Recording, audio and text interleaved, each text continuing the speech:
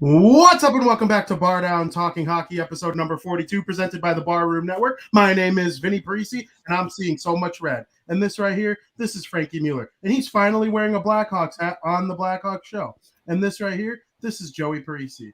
And I don't know what the hell he's doing ever. Boys, how we doing? What's up, Frank?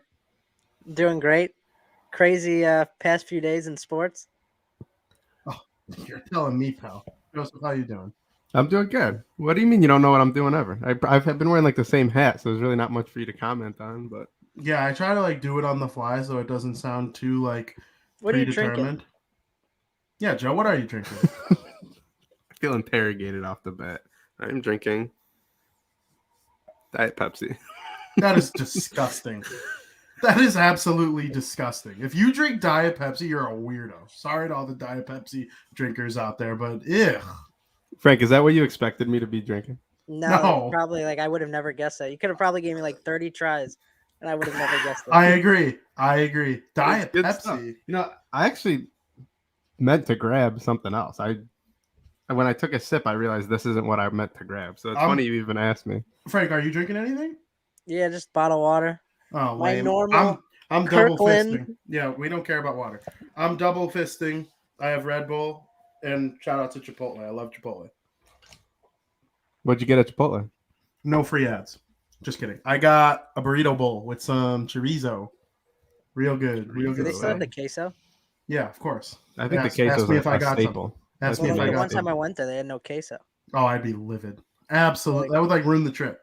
Yeah, it was like, I don't know if there was like a queso shortage or something, but you know you can't even get cheese at Portillo's right now. Tony's been trying to get cheese for 3 weeks. Yeah, it's honestly crazy out there with the cheese industry and the dairy industry, but I do got to ask you guys something. You guys like summer? Yeah, I like summer. Summer's pretty cool. Is there anyone who just hates summer? No. Do you like summer more now that you're older than you did when you were younger? Because I feel like you do, Joe.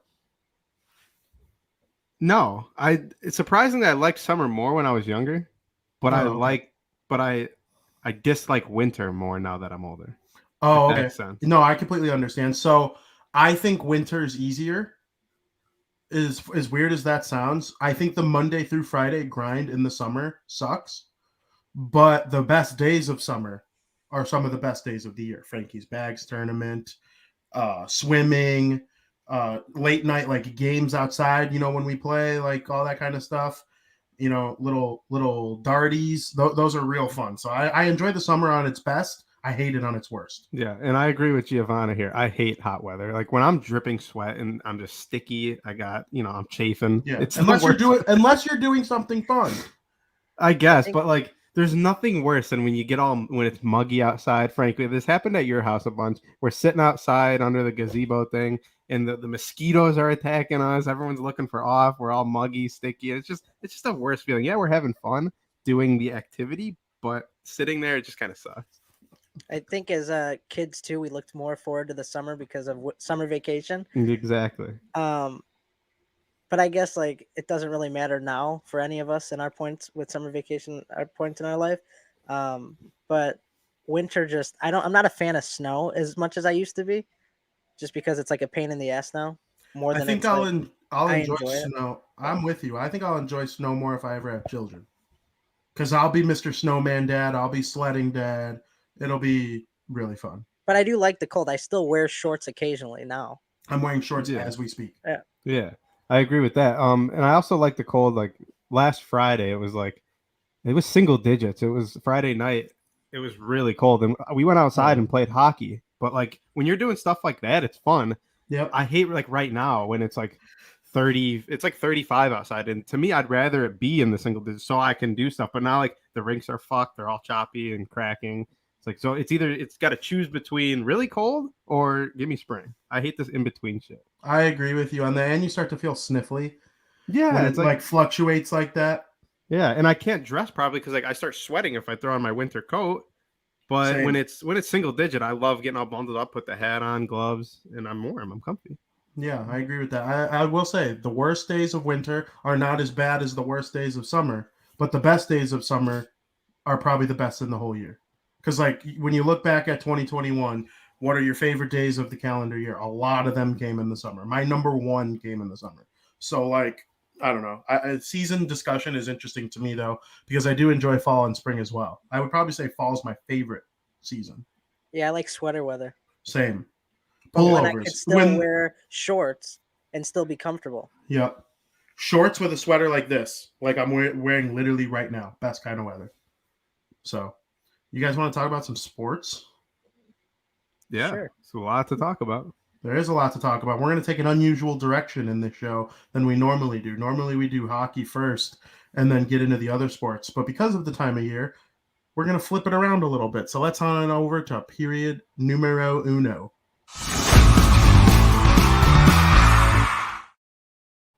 And welcome to period one, where we're going to talk about football. Frank, you like football? I love football. I can't get enough of it right now. Joe, I'm you like excited for football? this weekend. Yeah, it's good. It's good. Back in the day, Joey used to just claim he didn't like football, even though he used to sit in front of the TV every Sunday for 7 hours and watch football. But now I think he finally admits that he likes football. I like football. It's my third favorite sport, and so I would say there's a pretty big gap between baseball and football. And that's fair. I mean, but you like football. Oh yeah, I mean, there's nothing not to like about it. Yeah, I'm to the point where the three sports that we like are just all tied for first. Like I hate like trying to think about which one I like better. I just love them all. Is anyone going to respond? Ever? Fair enough. The national championship was on Monday. It was an incredible game. It was fun to watch. It had drama. It had energy. It had stars. It had a great story. The Georgia Bulldogs came back and defeated the Alabama Crimson Tide. Frank, what the hell happened? I got to be honest with you. For the first half, it was not that exciting. I was expecting a lot more scoring. It was kind of boring, a little slow, some may say. At one point, I thought Alabama was going to become the first team to ever win a national championship without scoring a single touchdown. But as we all know, that changed later on for both teams. I'm honestly very surprised at the outcome, knowing that Kirby Smart was 0-4 against Nick Saban in his career. Coming into that game, you know that's weighing on him a little bit. It's in the back of his mind, as much as he doesn't want to think about it. But in the end, he overcame the Crimson Tide, and that donut is now a Long John. I never heard that before. I love that. That donut is now a Long John. The Alabama Crimson Tide are the best coached team in college football, and they had the best quarterback play in college football this year. And normally that gives you a distinct advantage, but guess what?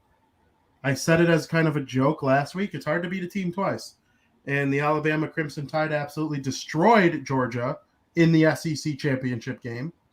And not much was able to be repeated there in that game against them in the national championship game. They weren't able to beat them at the line of scrimmage like they were in the SEC championship game. Their defense wasn't able to put pressure on Bennett like they were able to in the SEC championship game. So just everything that Alabama did well, Georgia went to school on. Joe, what the hell do you have to say? He's got the biggest smirk on his face. Because I want to share a little. Like I want to share a little clip from last week's show. If you don't mind, I'm going to play that right now. If you're going to play a clip on the show, I love a clip at least make it where we can hear it. Is there no audio? Nope, there's absolutely no audio at all. So Joey, maybe it's for the better. Joey's trying to clown me and Frankie, and ends up clowning himself. So I don't know how to get the audio in, and I'm not going to mess with it right now. Long story short, it is me saying George is here for a reason, and me picking them as you guys both picked Alabama. That's what that clip was. But That was I had to go and find that clip. I don't know how to get the audio to play, but that's the summary of that clip. Just tune into last week's show if you want to go see Frank, that. Outside of Joey's complete nonsense, who do you think? Like Kirby Smart was 0-4 against Nick Saban, right? And that you said that was weighing on him and all that kind of stuff. And then they show this graphic that I wasn't aware of going into the game. And Alabama and Georgia had 4 common opponents this season, which it sounds like not a lot, but that actually is a lot for 2 teams in opposite divisions in the SEC. And so they had 4 common opponents, and Georgia destroyed those opponents, and Alabama barely skated by them. So that, to me, makes a little bit of a difference. I did not know that. Even though all the advantages that I believe pointed towards Alabama, Georgia proved that they were the most dominant team in college football this season. We were all wrong. I thought Alabama was the best team, and I thought Georgia was the second best team. And I was almost right, but Georgia proved to be better on the bigger stage. They went to school on what they learned from Alabama. So is Kirby Smart versus Nick Saban over, in your opinion? No, I don't think it'll ever be over as long as these 2 are coaching in college football. Honestly, when Alabama got into the college football playoff, I had a feeling that they were going to run away with it because of Nick Saban and the experience that he had. But the fact of the matter is Kirby Smart, he came to play, and I think that we're going to see them play each other in the future. Maybe, I don't know, many more times. I don't know how long each of them will coach. But earlier in the season, I believe Alabama lost to Mississippi State. Am I right? They were unranked. They lost to Mississippi State. And I'm like, well, this isn't the Alabama that everybody's used to this year. This might not be their year. But like I said, once they got to the playoff, I thought experience would overtake Georgia and Kirby Smart. And that 0-4, I know, is weighing on them more than anyone may think. Because I know for a fact, if that was on my mind, I'd be like, this is my chance. I want to get my first win against Nick Saban in a big moment. And if I'm Kirby Smart, I don't care what happened in the past. You just got to worry about what happened in the present, that he won the national championship, and that's all that matters right now. Minor correction, Mississippi State did beat Alabama. They lost to Texas A&M. Was that the unranked team? Texas A&M was unranked at the time, I believe. I knew somebody unranked beat them, so they killed Mississippi State 49-9 a week later. And the whole you beat your opponent by so much, and Georgia beat the 4 opponents that they had in common more than Alabama did. I don't really think too much about that because each team plays their own system differently. So Nick Saban's system might not be surrounded by blowing out their opponents as much. Maybe they were focused on a little bit more defense, but I still thought it was Alabama's game to win, and Kirby Smart pulled me wrong, but we all knew how good Georgia was. So in the end, could you really be that surprised? No. Yeah, and it actually was for majority of the game, a really close game. It just came down to that fourth quarter, that pick 6. The pick 6 was the game. That was the game. Yeah, exactly. But going into that fourth quarter, we had a close game the whole way. Yeah, so I had fun watching it. I enjoyed it deeply. A lot of fun. NFL Week 18 for the first time in history. Kind of crazy, a little weird. There were some players complaining about it. Our beloved Tom Brady was one of them. But you play the games on your schedule and you do what you got to do. And now we have the postseason. But we can't talk about Week 18 without talking about that absolute banana lands game on Sunday Night Football between Joey's Los Angeles Chargers and Frankie's Las Vegas Raiders. Frank, what the fudge just happened? Well, I just want to go on record and state that was the best regular season finale in NFL history. And it's not even close. I agree. And I'm so glad I got to witness it with my own 2 eyes because not a lot of games. I know the NFL adjusts their schedule on the last week based on the big games. But did anybody expect that whole game, that whole tie scenario was going to come down to that game? It was just absolutely insane. I think if someone would have written a scripted ending to the NFL season, if someone were to write a scripted ending to the NFL season, they probably wouldn't have wrote something as theatrical as what we witnessed. Because it seems impossible. Exactly. To need a game to not end in a tie seems like a lock. Frankie texted me that he has a better chance of getting struck by lightning than that game ending in a tie. And this was before the game started. And so when there were 3 minutes left in the overtime period and it's still tied and neither team looks like they even want to score, I looked at Frankie because we were watching it together and I was like, better not fucking go outside for a couple minutes. Yeah, I was going to say, struck by lightning. 3 minutes. Try 2 seconds or a missed field goal. There's 2 seconds. I looked at Vinny. I go, this game's going to end in a tie. I couldn't believe my eyes. I was so heartbroken because I was pulling for the Steelers to get in. That was just devastating. Yeah, and so the Pittsburgh Steelers get in because the game did not end in a tie, even though it was a whole 2 seconds away from ending in a tie. I mean, I've never seen anything like it, and me and Frankie got into a little bit of a disagreement during the game. The Chargers called the timeout with 38 seconds left, and the Raiders looked like they were content with letting the clock run out, and it was going to be a tie, and they were both going to go in. And then the Chargers decided to call a timeout. It seemed like it pissed off the Raiders. They kicked a game-winning field goal, and the Chargers are out, and the Steelers are in. Joey and Frank, did that timeout change the game?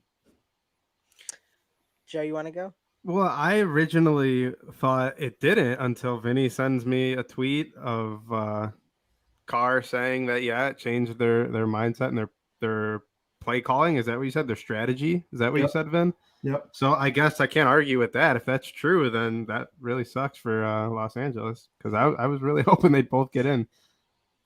Well, here's what I think. I disagreed with Vinny when it first happened, right? Because I said, I'm starting to lean towards agreeing with you, but at the same time, I can't fully commit to saying that because here's the thing, right? Yeah, they looked like they were going to go down and just end the game, right? But first of all, you don't know if they were going to call a timeout with 2 seconds left, right? Because the clock was running. You don't know that was going to happen. Second off, did it really piss the Raiders off that much? I mean, they still ran a play and got the first down. So at that point, when the Chargers have no timeouts left after they called the timeout, what's stopping them from just running the clock out now after they got the first down? Exactly. Right? So why? Well, that came after. Yeah, I know, but why does it make a difference now? The Chargers can't stop it anyway. The Raiders probably would not have called the timeout had the Chargers not. I think. Yeah, but why? But why? Yeah, there's zero. It just seems like there's zero logic. Yeah, it might have changed their strategy, but I don't think it would have changed the strategy in terms of them taking a tie. I think the Raiders wanted to win that game, regardless of the Chargers calling the timeout or not. I think the first down is what made the Raiders want to kick the field goal. If Yeah. they were in the field goal, they weren't in field goal position, but before the Chargers called that timeout. So here's my logic is I believe the Raiders, there was 38 seconds left on the game clock. I believe there's 25 seconds left on the play clock, meaning that would leave 13 seconds left in regulation, meaning the Raiders would still have to run at least one more play. At that point, we don't know if they're going to kneel down or if they're going to hand the ball off. They hand the ball off and get stuffed, they end in a tie. They hand the ball off and get the first down like they did. I think the Raiders still call a timeout with 2 seconds left and kick that field goal. Exactly. That makes sense. I don't 100% agree with you, but I'm based on what players and the coach has said, I'm kind of leaning more towards maybe it changed the mindset, but I don't know. Yeah, well, that's the only reason I'm still stuck on this mindset is hearing what the coach of the Raiders and what Derek Carr had to say about the whole thing after the fact. Because until they start speaking, you don't really know what they were thinking. So that's kind of where my head was at. Like, maybe it changed things. The announcers were talking about it and all that. But then they asked Derek Carr after the game, and his response was just interesting to me. So the Steelers are in.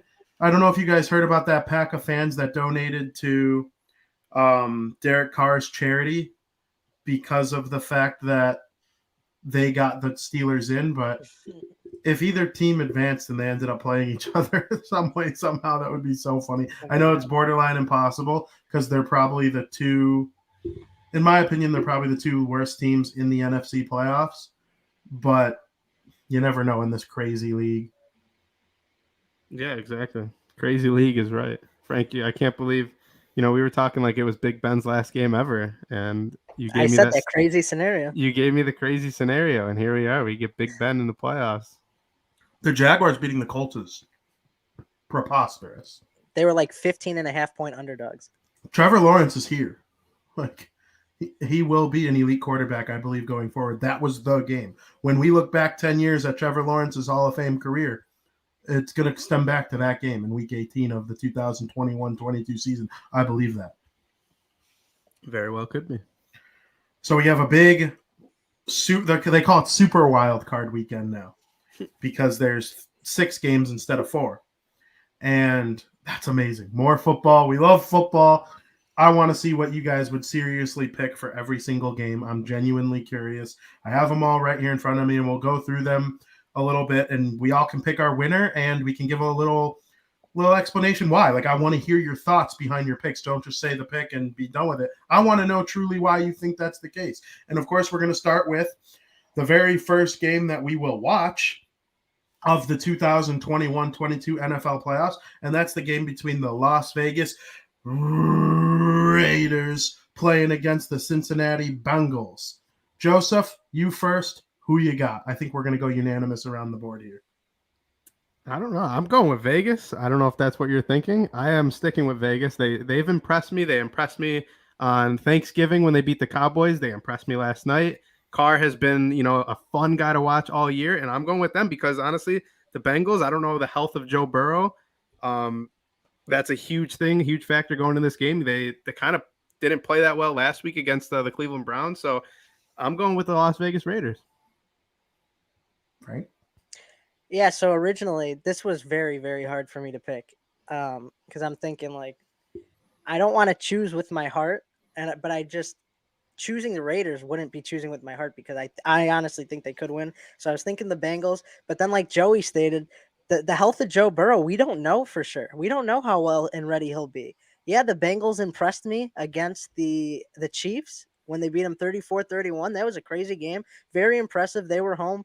It's hard to play in the jungle, but I might have to lean towards the Raiders just because it's just there's something about their season with the whole John Madden passing away. It's like I feel like they have a lot of momentum with that, including of how well they've been playing. They just beat the Colts. They beat the Chargers when a lot of people didn't think they were going to beat the Chargers, who I honestly think the Chargers have the better team.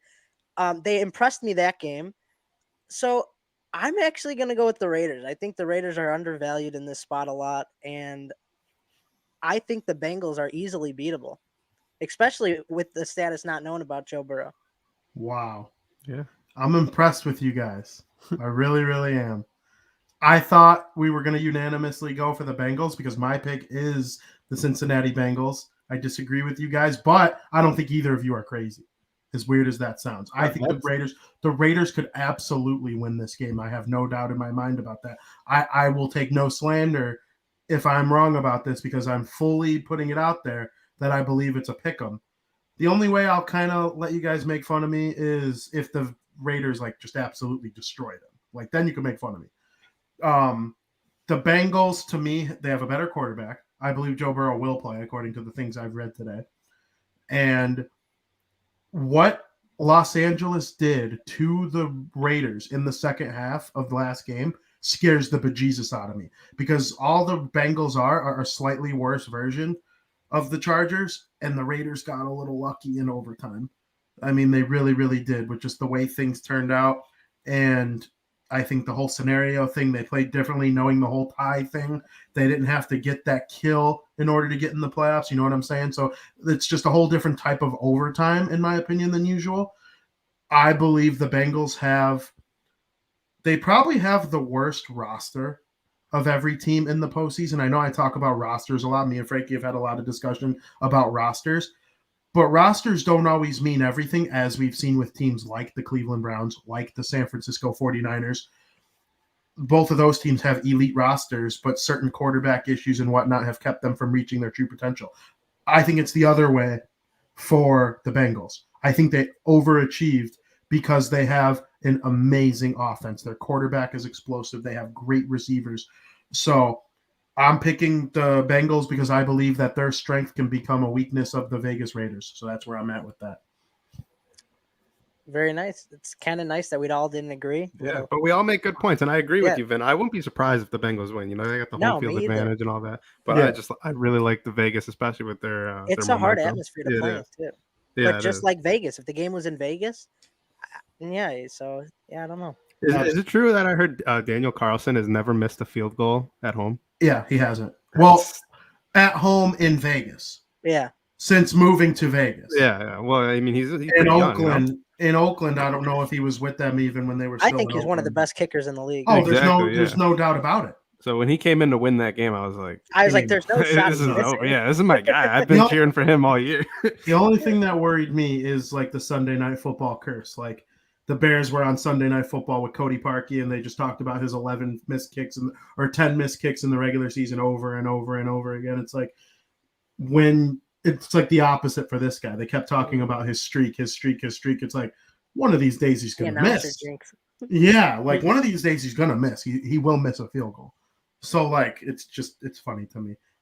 I'm writing down my picks. I'll try and remember yours so I can write them down later. But of course, the night game that day, January 15th, the Buffalo Bills and the New England Patriots in Buffalo. Frank, I'll start with you on this one. This is actually a really easy pick for me. I really didn't hesitate when I was writing down these picks. This was one of the ones I did right away. I'm like, this is easy. I got the Patriots.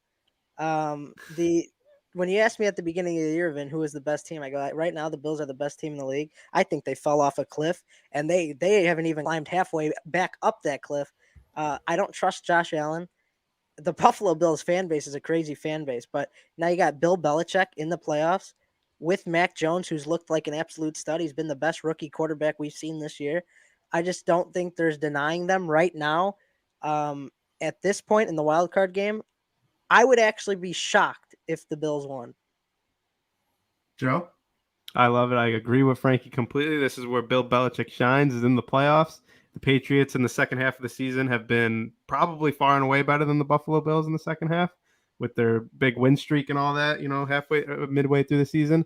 The last time they played in Buffalo, the Patriots did win. So I'm going with the New England Patriots as well. Yeah, the big old snow game that showed a lot, of skill on both sides of the ball. I love the New England Patriots. They're my second favorite team in the NFL, except for when Tom's on the Bucs. Then they're my third favorite team. I do not think they're going to win this game. I think the Buffalo Bills are going to win. I believe they are the better team. Josh Allen is far and away better than Mac Jones. And I think this is the one time that Buffalo has an opportunity to escape their biggest rival. It is funny to me because last year Buffalo finally gets in. The Patriots were kind of bad. They finally had a chance to win the division. And they lost to Patrick Mahomes, right? I'm pretty sure. And then this year comes around. They're still an elite team. They go 11-6. And the Patriots are just right back. And they make the playoffs. Here's the Patriots right again in the first round. So to me, it's funny to me for Buffalo, but I got the Bills getting their one ever win in a big game over Bill Belichick's Patriots. You know what scared me about the Bills is we look back to week 1 of the regular season. The Bills lost to the Steelers. That was like a big wow. Really? Mm-hmm. Maybe Josh Allen's not going to have it this year. They end up rebounding. Many, many weeks later, they play the Jaguars. They beat the Jaguars 9-6. You're like, wow, really? You only beat the Jaguars 9-6? You score 3 field goals. There's 5 field goals total in the whole game. Now you're like, okay, so now this is really concerning. And now you got to go up against Bill Belichick, who has the obvious experience in the playoffs. I just think it's going to be a tough road for Allen and the Bills. I see the Patriots squeaking away with this game, kind of with ease, maybe.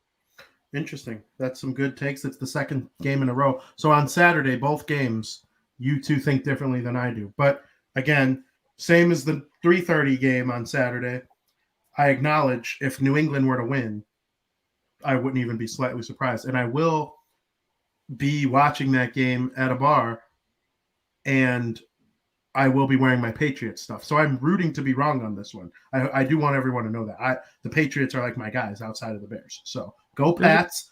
I just don't think they're going to win. Yeah, there's a pick I have where I'm kind of in the same boat. I'm rooting for in one of these upcoming games we're about to talk about. I'm rooting for it, but I don't think it's going to happen. Yeah, I think I know what game you're talking about there. And we'll go right into Sunday. The Philadelphia Eagles are going to play the Tampa Bay Buccaneers. Tom can't escape Philly in the postseason. Who do you got? Joe, I'll go back to you. I'm going with the Bucs regardless of Tom's history against Philadelphia. It's in Tampa Bay, new team. The Buccaneers are a far and away better team. not much more to say. I actually think this is going to be it could be the least close playoff game of this week. Very interesting. Frank, what do you got? I got the Bucks as well. Shouldn't be a surprise. They're at home. I don't trust the Eagles. I've actually surprisingly heard a lot of people like the Eagles plus 8.5. I personally wouldn't touch the spread either way, because I just think the Bucks are going to win, and the Eagles aren't. They don't. I don't even know the word for it. It's not like they don't surprise me, but they don't like. They don't scare you. They don't. Yeah, I don't really know the word for it. Like, there's nothing special about the Eagles, in my opinion. Like, there's nothing that they've done this season that would make me say I think they even have a chance to beat the Bucks. Exactly. I think the Buccaneers are capable of putting up 40 points on the Eagles defense.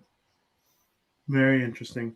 We agree unanimously. I have Tom Brady and the Tampa Bay Buccaneers. I believe it won't be close. And Tom in the playoffs, hard to beat him in the first round. I think it's only happened like 3 or 4 times.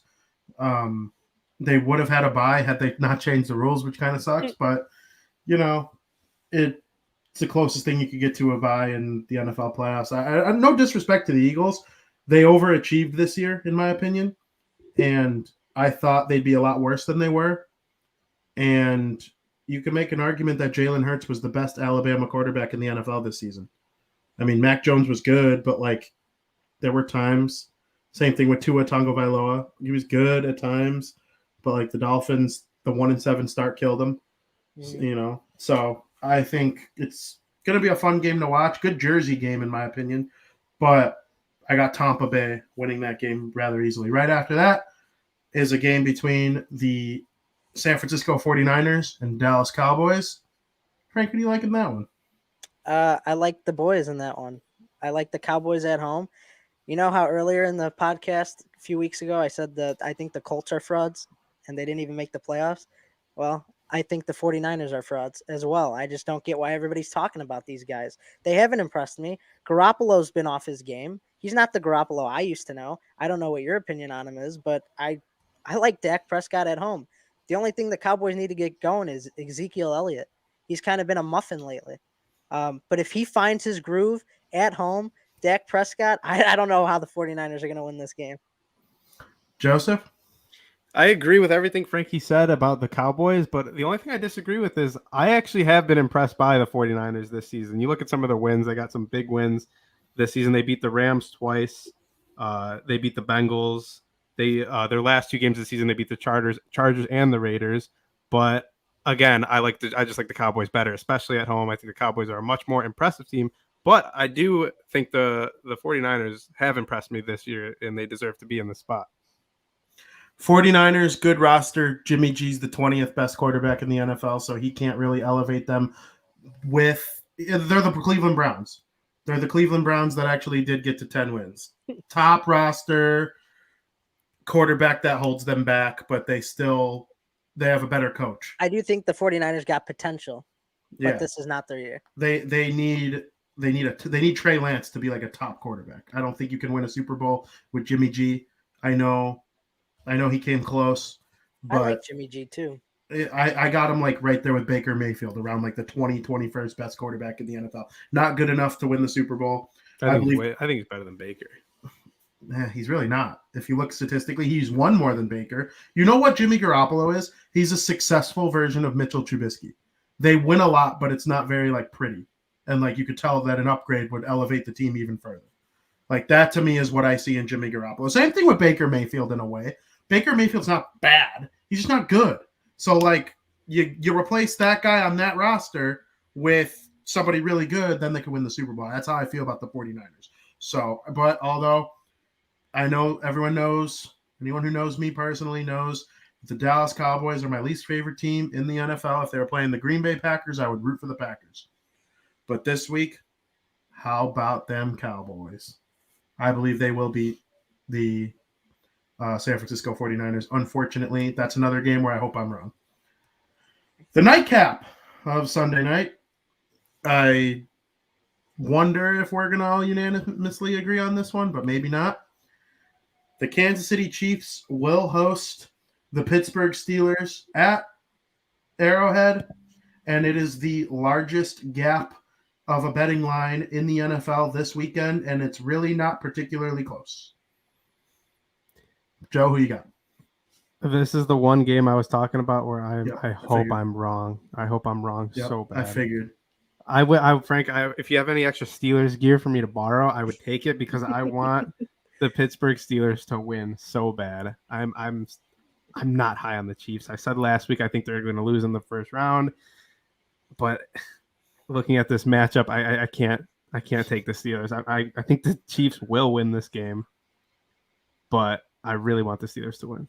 Why are you not high on the Chiefs? What did they do to not? I'm just not. They tied with the Titans for the best record in the AFC. I know, and the Titans got the bye. Why are you not high on the Chiefs? Every once in a while, you got those teams who are good, but their wins, I don't know, their wins just haven't necessarily impressed me. Especially they barely beat the Broncos last week. I don't even know. I don't think anyone was Mahomes starting. Did he play that game? Yeah. Last week, yeah. Last week they wanted a bye, so they barely beat Denver. So Denver's it's like pretty good. I mean, come on. I don't know. There's just a lot of games this year that Patrick Mahomes, they didn't impress me. Their defense didn't impress me. I'm not high on them. I think they can beat the Steelers, but the Steelers have had some, good games. They need to play. They need like Chase or Claypool. They need him to go off again. They need Big Ben to, really have a strong game. It's going to be hard because we all know how good Patrick Mahomes really is. I'm not shitting on Patrick Mahomes. I acknowledge that he is probably the most skilled quarterback in the NFL right now, but it's just something about the Chiefs team. I'm not high on them. They are not going anywhere near the Super Bowl, in my opinion. Frank? It breaks my heart to say this, and you may not have expected me to say this, but I got the Chiefs beating the Steelers. But I will be rooting for the Steelers more than any other team that we've talked about, and I hope I'm dead wrong. I hope the Steelers blow the wheels off the Chiefs, but from a logical perspective, I have to choose the Chiefs. The Chiefs have dismantled the Steelers when they've played them this year. It was embarrassing. However, the Chiefs have shown there have been problems with their defense. It has been kind of better lately, slightly better lately. I would say their best games were through the middle part of the season. Then it kind of fell off at the latter part of the season. And the Chiefs or the Steelers got a really good defense, in my opinion. They're always playing games that go under.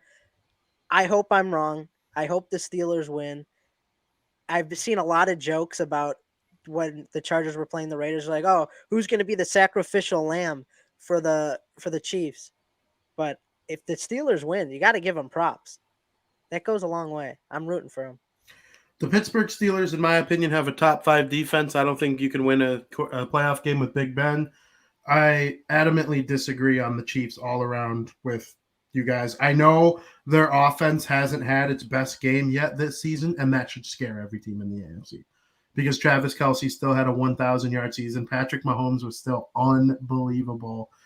Like, they didn't explode like they did every other year, but there's more film on them. Teams are more prepared when the Chiefs come to town. And this year, in week 18 or week 17, they lost a regular season game in November, December, or January for the first time in the Patrick Mahomes era. What does that tell you? That tells me that Andy Reid is one of the best coaches in the NFL, and nobody makes adjustments better than him besides maybe Bill Belichick. Andy Reid's Chiefs should be able to take care of their business against the Pittsburgh Steelers. They should be able to beat any team in the AFC. I have them going to the Super Bowl. That, to me, their biggest test will be the Tennessee Titans if they play them, because the Tennessee Titans are what the Chicago Bears should be. Run and play defense, and like Ryan Tannehill, don't turn the ball over. But I don't know. I think the Chiefs are being way undervalued here. We went into the season thinking that their defense was going to be a mess because it was a mess last year and it was a little bit broken the year before. It got fixed. After that debacle against the Cleveland Browns in week 1, which they still won, they have really clamped down. They've gotten better. It's a pretty good defense. Now, it's not as good as the Steelers' defense, but it's comparable to the Steelers' defense, and they have Patrick Mahomes. So to me, I have the Chiefs, and I'm like really high on the Chiefs. They're one of those teams that like remember there were a couple Patriot years where they weren't blowing teams out like we're used to seeing them do. There was that one year where they like squeaked into the Super Bowl through the Chiefs, and then if it weren't for the late play to Gronk, they would have lost to the Rams. So like, there are a couple years like that with the Patriots. It's going to happen to the Chiefs from time to time too. I think the Chiefs should roll through the playoffs with relative ease. You know what really scared me about the Chiefs defense and why I bring it up is the game they played against the Bengals. They let up 34 points to the Bengals. That's a team that if you got to beat, that's a game you got to win, especially if they end up facing them in the playoffs or something like that. If I think that the Raiders could beat the Bengals in Cincinnati, then the Chiefs better beat the Bengals in Cincinnati. But they didn't. And they let up 34 points. That was very scary to see from their defense after how well it was playing. That's why I just don't trust their defense. That's fair. The one thing I'll say is not a rebuttal because you're right. I agree with you. But the Bengals are right there with the Chargers of most explosive offense, can score points quickly, can make any defense in the NFL look like idiots at any point in time. They just a flip switched for the Chargers against the Raiders, and they almost won the game. I believe the Bengals can do the same thing. 24 points last week against Denver they gave up. So I'm with you on their. I'm with you on their defense. I was rooting for Denver so hard just because I would have been able to further back my point, but I don't know. The Chiefs are good. I acknowledge that, but just something about them this year. Don't see them going too far. I understand where you're coming from. And then, of course, for the first time ever, we will have Monday Night Football in the playoffs. We're going to get together for it, the three of us. It's going to be a real spicy night. I cannot wait for it. The Arizona Cardinals will play the Los Angeles Rams. This is Debate City. Yeah, I already know we disagree. Joe, the floor is yours. Frank, this is probably going to be the first one out of all the games we mentioned that we're going to disagree. It's all right. So it's only fitting that unless he doesn't, Vinny's got that face. I'm sticking with my boys. I'm sticking with my guy, Kyler Murray. He makes that face. I knew he was going to agree. I'm sticking with Kyler Murray. The Arizona Cardinals, they can go into Los Angeles and win this game. It hasn't been great of late. They can get back to how they played in that first quarter of the season, first half of the season, where they were the best team in the NFL. No one's going to change my opinion on that. They can get back to that. Starts in the playoffs. Except for the Cardinals themselves. Kyler Murray is my guy. They're going into Los Angeles and winning a playoff football game. What do you got? Why would you think I disagree with you? I couldn't agree more with you. Hell yeah. Screw Vinny. Me and Frankie sweep the board on our picks. We're watching football weekend together. Let's do it. And I had an argument against Vinny. Like, I think the Cardinals, the only reason they're not favored is because they're on the road. I didn't know you were with me. I'm a Cardinals guy. I'm a Kyler Murray guy. Hell yeah. I don't even know why you would think I'm not high on Matthew Stafford. Vinny knows what I think of Matthew Stafford. I don't trust the Rams. They lost at home to the 49ers. I think the Cardinals are better than the 49ers. So it's just going to be a bad look for the Rams to lose back-to-back weeks at home in key situations. Give me the Cardinals. I couldn't agree more. I'm so happy, Frank. You just made my day. I don't even whatever. I can't wait to hear this clown juice that comes out of his mouth right now. Let's hear it. I think you guys are both absolute fools. The fact that you pick the team that shit the bed in December the most in the NFL. The Jaguars were better than the Cardinals in December. The Jaguars. Okay? The freaking Rams have a superstar at every position. They have a superstar quarterback. I don't care what anyone says about Matthew Stafford. I'm not letting his Detroit days make me think any differently. He's not the best quarterback of all time. People overvalue Matthew Stafford. I understand that. But Matthew Stafford is going to go to the Hall of Fame.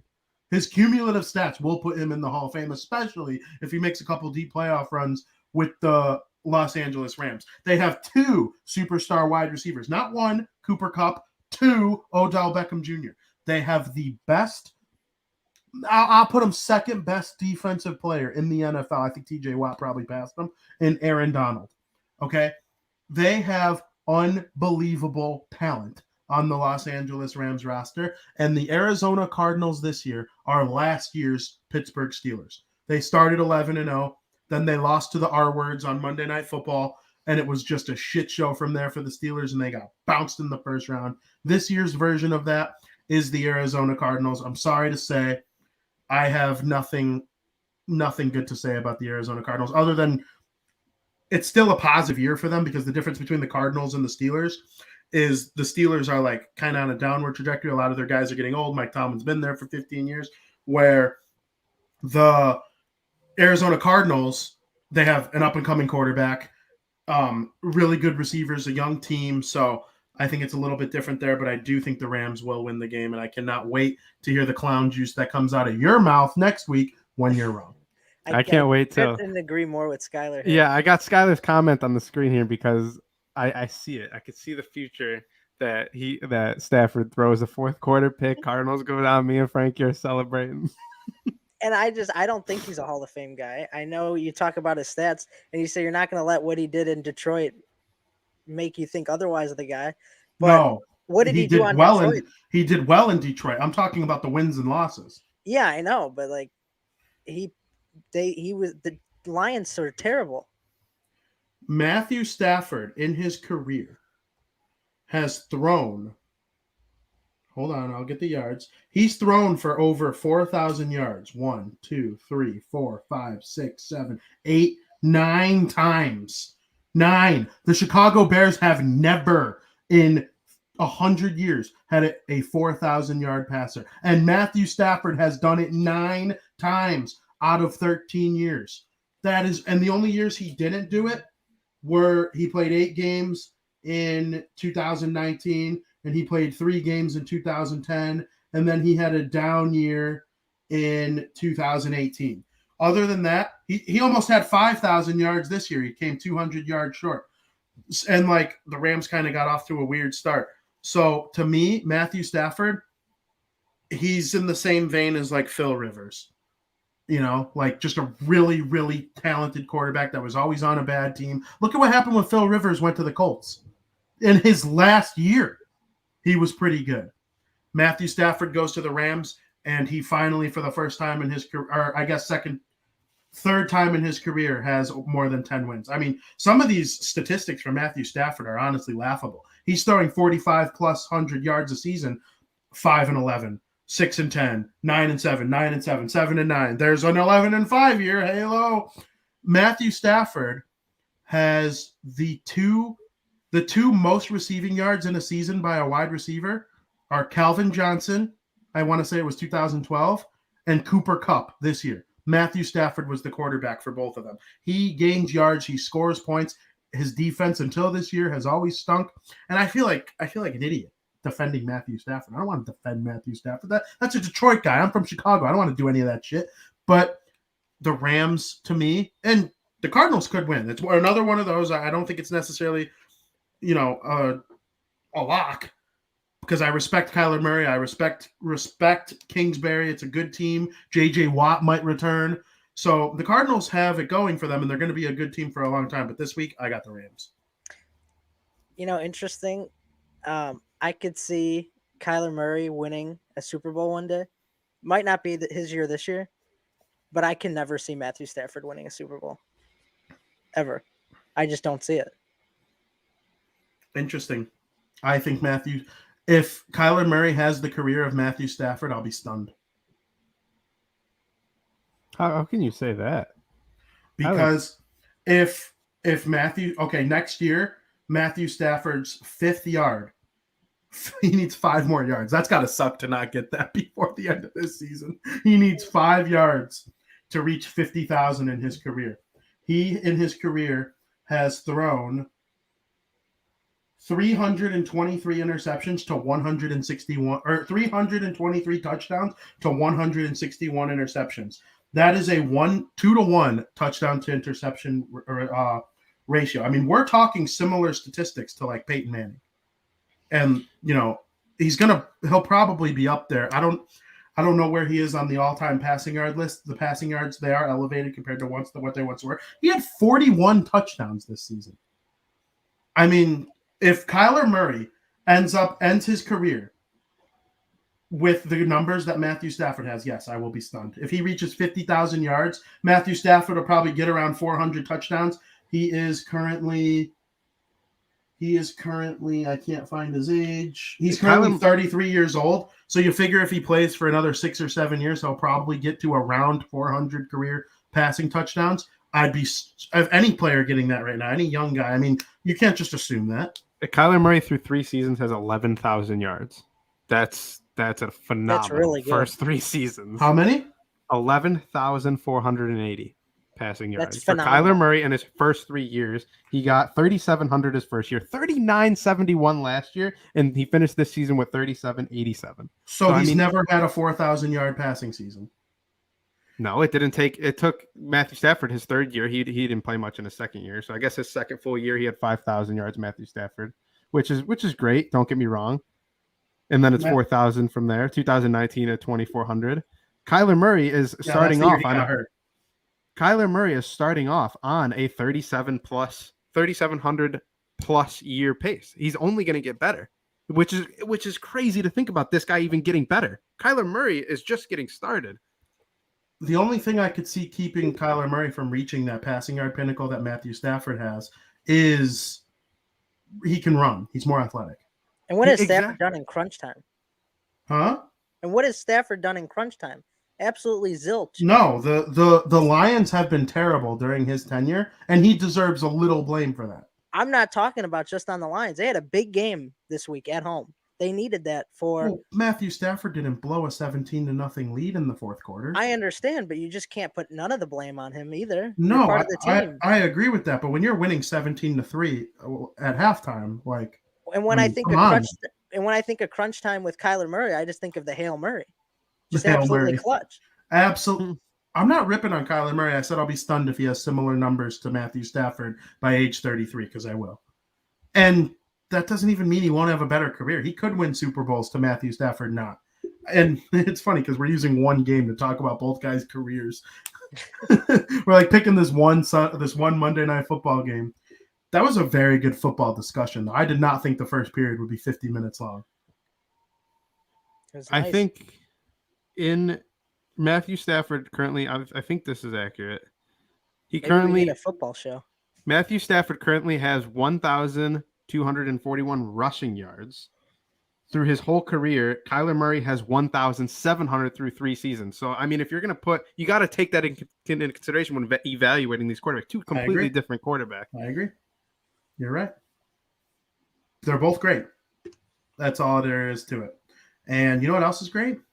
Hockey that we haven't talked about once in 52 minutes. Gonna say hockey. They come to the hockey show. You want to talk some hockey? I do want to talk some hockey. Period number 2. Welcome to Period 2, brought to you by Evgeni Malkin. He returned to the Pittsburgh Penguins for the first time in 8 months. Boys, it was great to see 71 play for the Penguins. Gino's back. Joe, your reaction? Yeah, sick. It's sick. I want to shit on it.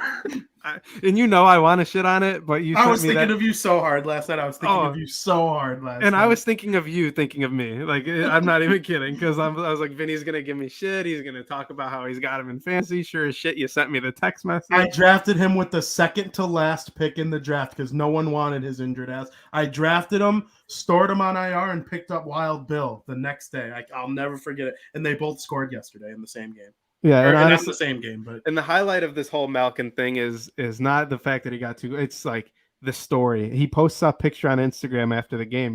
I don't know if you saw it. He posts one picture of him in his crutch, and I can't read Russian, so I don't know what the fuck he captioned it. But and then the next picture, if you swipe over, is him holding his stick up after he scores his first. It was just an insane night for Evgeni Malkin. The Pittsburgh Penguins are a little scary, especially.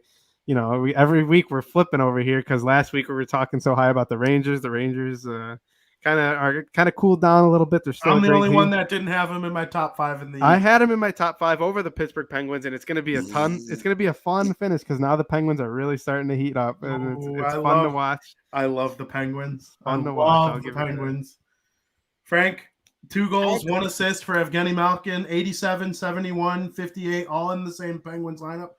Maybe they'll trade for Fleury. Who knows? But Malkin is back. I had the Penguins in my top 5 in the East when we were talking about them. They were really good without Malkin. They got to where they are right now in the standings without Malkin. Then you add him back in his first game back. He comes up with 2 goals, 1 assist, and one of them being a power play assist. I mean, they dismantled the Ducks. They went into Anaheim and won. Now, I know Anaheim hasn't been the Anaheim as of late that we would think they are. They've kind of cooled off a bit too. But they went into Anaheim and just destroyed them. And part of that is just from Malkin on his own. Like if Malkin wasn't in that game, that could be a whole different game. He had 3 points. Yeah, it was impressive coming against Anaheim, a team that I've talked so highly of, the past few months. I love Anaheim. I love everything, but you can tell that they're in the little goaltending troubles with Stolarz. I don't think he's a true number 1 yet. John Gibson hasn't played since January 4th because he's got COVID. I believe he's still on the COVID protocol, and you can tell like that game could have gone differently had John Gibson been in net because Anaheim is that good of a hockey team. But I mean, Pittsburgh is just like you said, Frank, they dismantled them. And then you got Tristan Jarry in net, who's just been an absolute stud. Yeah. Now, I do think if Gibson was in the game, it would have been a little bit differently. I don't think the final score would have been 4-1. The whole pace of the game would have been changed, so we don't know what would have happened. But Stolarz has been decent. He's been decent. Terrible, he's a great backup to have. Give Gibson the night off when he needs it. Gibson is the true number 1, one of the best goalies in the world. And Stolarz does a great job in taking that pressure off of him. But as the number 1, I don't think it's going to work out. They need Gibson back soon. Yep. I agree with Frankie that the goaltending, it changes everything. Because like maybe if Stolarz wasn't in net, Sidney Crosby buries that rebound on the power play right in front of the net that Stolarz made the save on. So there are so many different things that change over the course of a game. Speaking of players being back, Jack Eichel skated with the Vegas Golden Knights yesterday. He was wearing a non-contact sweater almost 2 months to the day after having his neck surgery. He became the first player in National Hockey League history to have that specific neck surgery. I'm not going to play doctor and act like I know the specifics of it, but it's good to see Eichel back. One of the best teams in the league is adding one of the best players in the league. Cannot wait to see their new number 1 center, and it'll be so interesting to me see who they make his line, because they might just make a brand new line. Why separate Stone and Pacioretty? And why separate Wild Bill, Marcia Salt, and Riley Smith? I mean, have been awesome. Exactly. I know. I know. Marcia show is back to like the way he was playing in their inaugural year. Yes. And the game that they played against the Toronto Maple Leafs yesterday was back and forth. They all played the Leafs. And Campbell stood on his head, and Nylander had a sweet snipe in the shootout. So it was a very close game between 2 elite teams. So Vegas is a wagon. Call up one of those sweet college kids that Vegas has and put them on a line with Eichel and have 3 outstanding lines. That's what I legitimately believe could be the case. Vegas, I'm all in on Vegas. They're so sweet.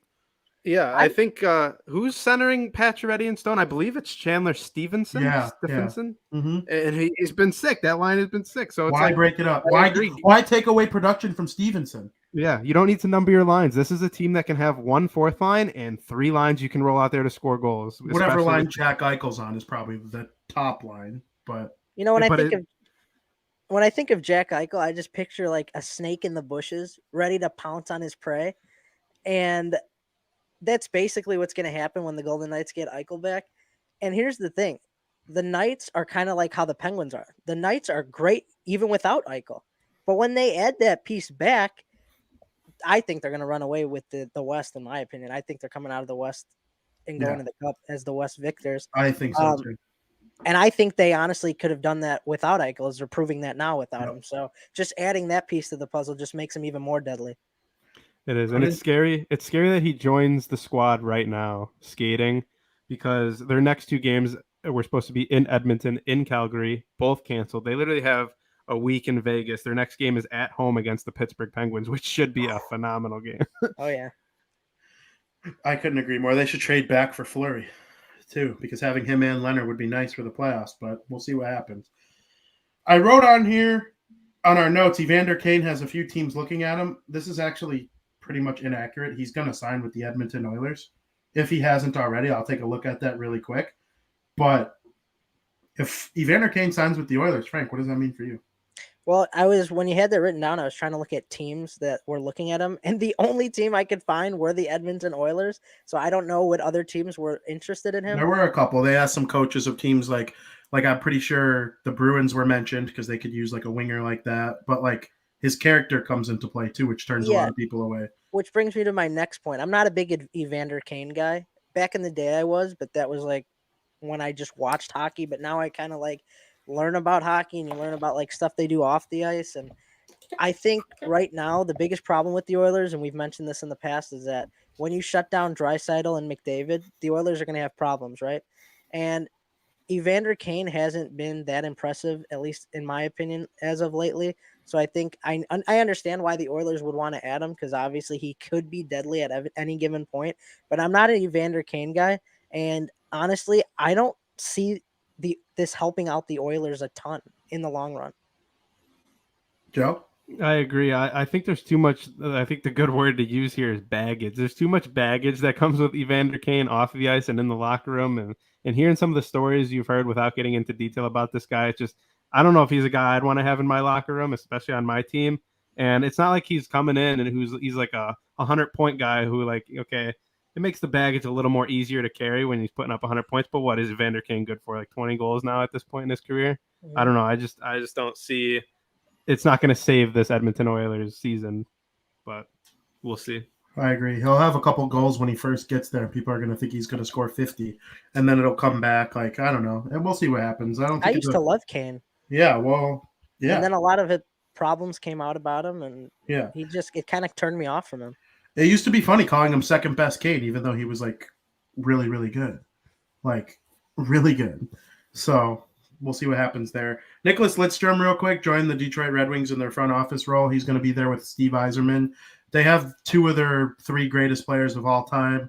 They're helping them turn this team around. They're a bubble team right now. I think the Bruins are going to be well ahead of them, and they're not even going to be in the conversation because they're going to be so far ahead. But the Red Wings will remain as a bubble team, in my opinion, with the other metropolitan teams. Joe, what are your thoughts on this great duo leading the Red Wings? They're going to be good for a long time, and people better start to figure it out. Well, I was going to say the fact that they're a bubble team, I would say the Red Wings are a little ahead of schedule in terms of the rebuild. They have some guys on their team, obviously led by Dylan Larkin, who we all know is sick.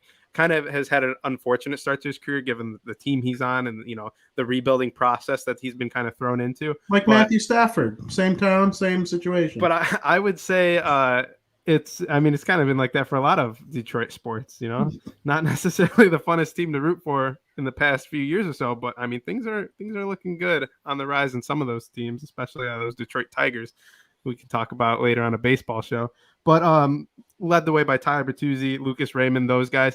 And seeing Lidstrom join, Yzerman taking over, what was it, last year was his first year, Vin? I believe 2 years ago. 2 years ago, coming over from the Tampa Bay Lightning, who obviously he's done some good work over there.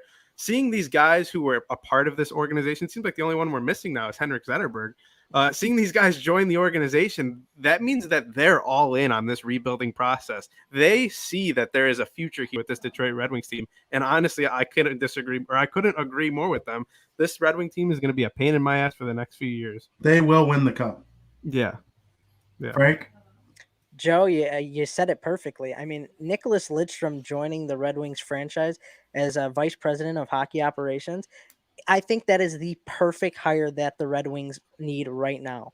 I mean, you're adding a Hall of Famer who is named one of the 100 best players of all times. He's on that list. He played all 20 of his seasons with the Red Wings, including the final 6 of his seasons. He was the captain. He wants nothing better for this franchise than to win. So adding him and having that mindset and pairing him with Yzerman, it's just a deadly duo, and the Red Wings are going to be dangerous for the foreseeable future. There you have it. Watch out for the Red Wings. And what do you think this means to a guy like Maurice Seider, a young defenseman who's coming into the league? Like, Lidstrom is probably one of the best defensemen to ever play the game. I believe he has 7 Norris trophies right behind Bobby Orr. I think he's the second best defenseman who ever lived. Yeah, it's definitely a debate. It's definitely a debate. You got him, Ray Bourque, some of these guys who like just have blown away in points.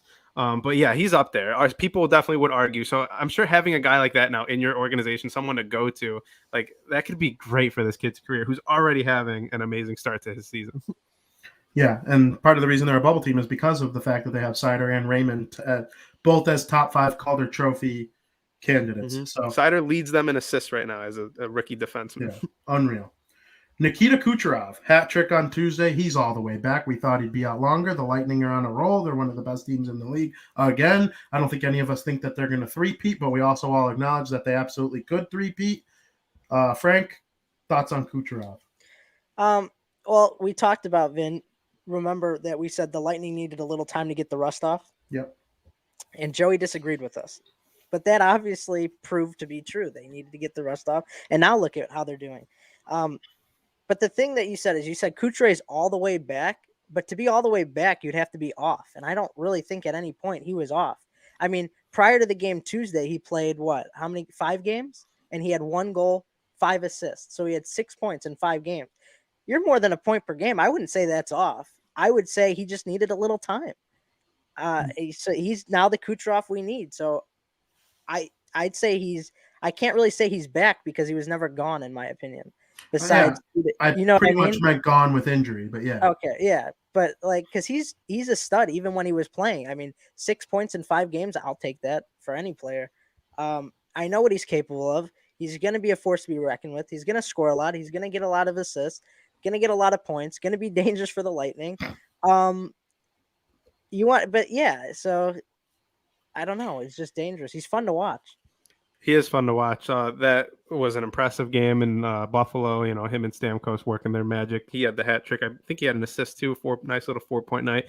He absolutely got shut down on Saturday by the Boston Bruins. Like that. Talk about a game. That Bruins Lightning game was unreal. So we'll see. We'll see how he goes from there. 3 straight segments where Joey brought up the Bruins. Nikita Kucherov is one of the most underrated players in the NHL now. It's weird to say. He has the most points of any single season player since Mario Lemieux. So I believe Nikita Kucherov, he should be in the conversation for second best player in the NHL, because when people think, hey, name your top 5 players in the NHL, I always think of him. I wouldn't say he's underrated. It would be McDavid, Matthews, McKinnon, Draisaitl, Crosby. And then you start getting into the Barkovs and the Hedmans and, guys like that. So I think Nikita Kucherov, he's got a legit argument for second best player. It took a while to admit Stamkos was no longer the best player on the Lightning. Well, he's probably the 5th best player on the Lightning now, and he's going to the Hall of Fame too. So they have Hall of Famers at every position. Hedman, Vasilevsky, Kucherov, Point might even be on track. So it's a really good team. I'm excited about the Lightning. Yeah, I agree with you on that. The Colorado Avalanche have won 1 billion games in a row at home. I think the official number is 11 now. 12. It's 12. Okay, it's 12. Yeah. They were a little worrisome at first. They had a really tight game with the Chicago Blackhawks, but the Chicago Blackhawks, we'll get to them in a minute, but they're proving to be one of those teams that just makes things hard on good teams, and they play down to bad teams, which is not good, obviously. But, the Avalanche are very good, and everybody should be worried about them just as much as they are the Golden Knights. Yeah, they won 12 in a row, and the thing about them, that becomes crucial later on in the postseason, especially because they're going to be a team that has home ice advantage in the playoffs. And you don't want to be that team that everybody thinks oh, you're a team that can't win on the road. You don't want to be known as that. I don't think the Avalanche are, but that's just something to keep in mind. This team has a ton of talent, and while they have struggled more on the road than they have at home, I just don't see it being a problem in the future winning on the road, even though they did struggle against the Hawks on the road, which was kind of scary for Avalanche fans. But at home, they're just absolutely deadly. Yeah, and you kind of wonder if it has any. I would love to ask, a good sample size of NHL players throughout the league on other teams. If going to Colorado and playing is tougher in terms of the elevation, you've heard it a million times in football. Doesn't matter hockey or indoors. I would love to hear it from people who've actually played at this level, because not only are the Colorado Avalanche, they have one of the best offensive rosters in the league.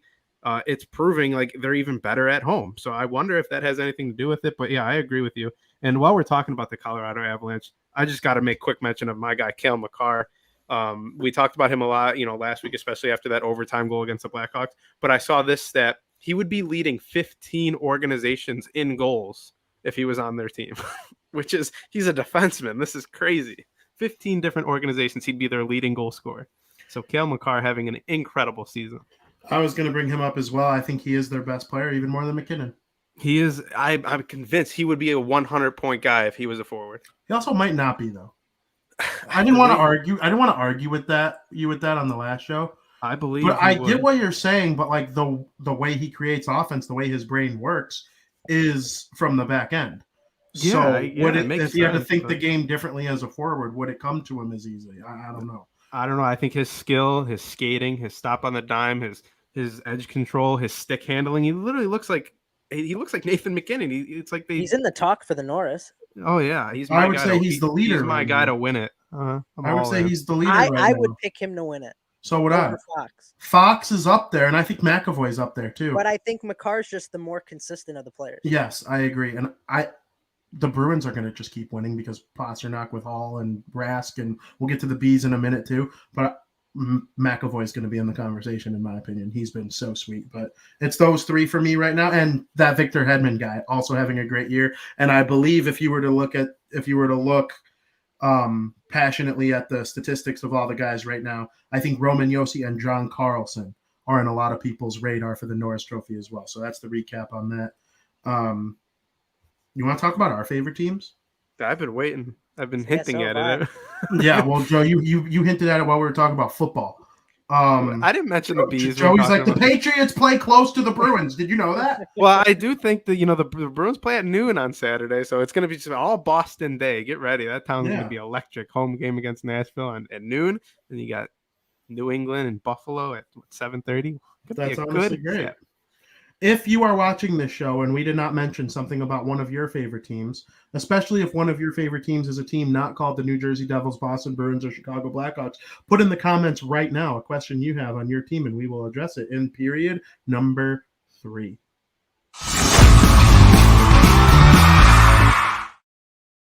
Welcome to period 3, where that open invite is out there for everybody to ask something about their favorite team.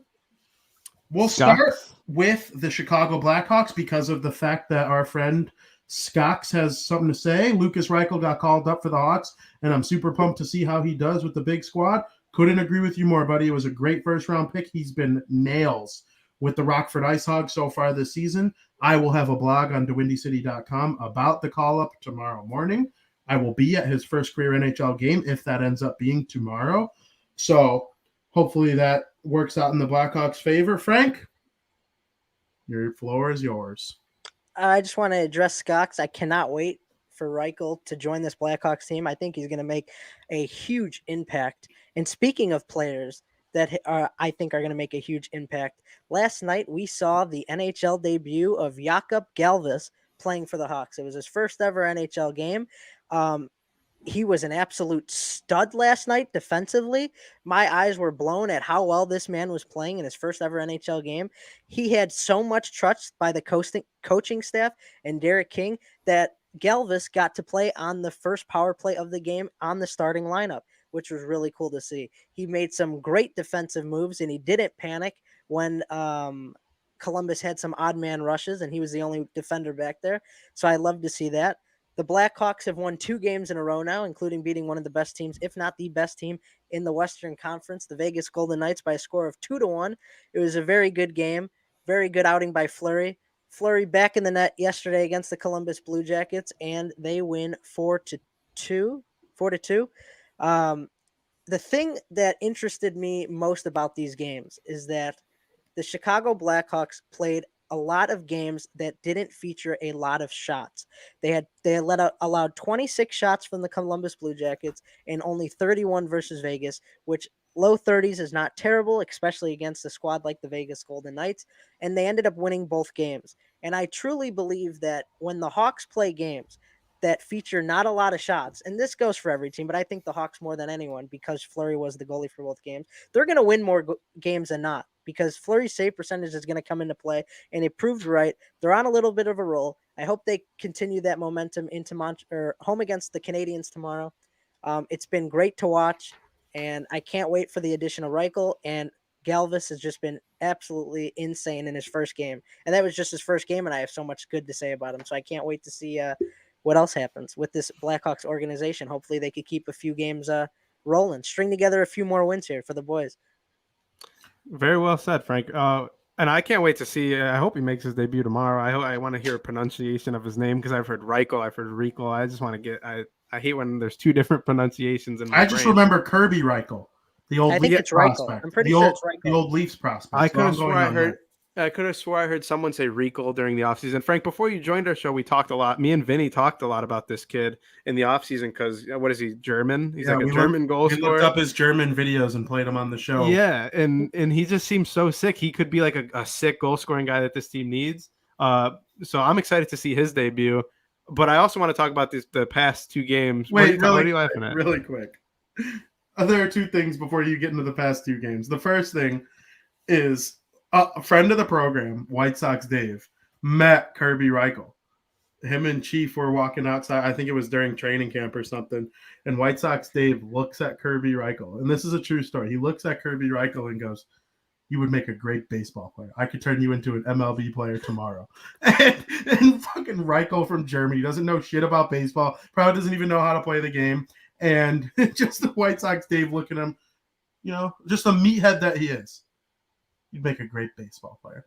And the other thing I wanted to address, that's really funny. That's just like a funny, and I'll always think of that when I think of Kirby Reichel. Because tomorrow in person, I'm going to try and decide whether or not I think he'd be a good. You keep saying Kirby. Is that the guy who you think is? It's Lucas. No, I meant to say Lucas Reichel. Yeah, I didn't even know what you meant. I know what you meant.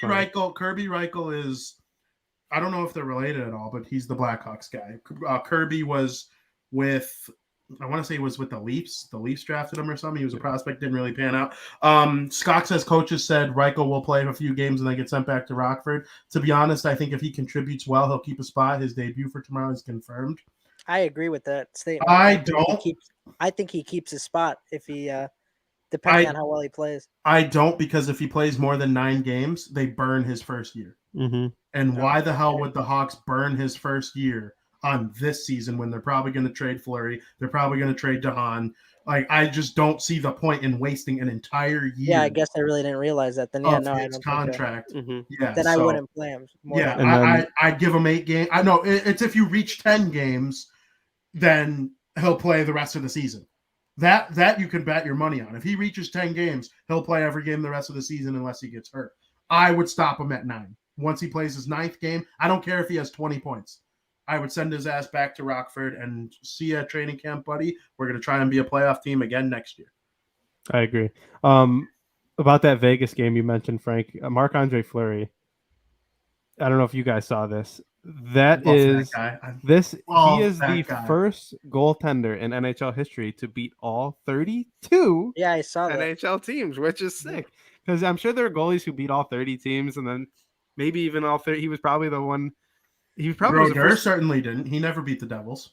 Exactly. So like some Hall of Fame goalies might never get that chance. And the fact that 2 teams have been added in his career, late in his career to say the least, he beat them both, being Las Vegas and Seattle. So, and he played for one of them. Exactly. So that's it's crazy how he was the first. If he finished his career in Vegas, he never gets that remark. Exactly. Which like Vasilevsky will probably get that distinction if he ever gets a chance to beat the Lightning. You know what I'm saying? You don't know how often he's ever even going to play against Vegas. If he hasn't, we don't know if he's beaten Vegas. I can't recall if the Lightning beat Vegas. They play him twice a year. I'm sure you can look, but that's not a guarantee. Twice a year, and it's not a guarantee that he was even in net when they played. Exactly. So that's a hard thing to do, to beat 32 NHL teams. Marc-Andre Fleury, another thing to add to his Hall of Fame career.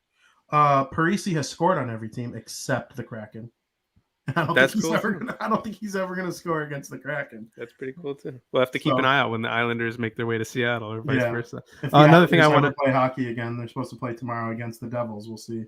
Another thing I want to mention, Vin, it always seems like you go to these cool things. You're going to see Reikel's debut. I remember you saw against the Winnipeg Jets, you saw Teuvo Teravainen's NHL debut. Was it his NHL debut or was it his first goal? It was his first career goal. I think I know where you're going with this, though.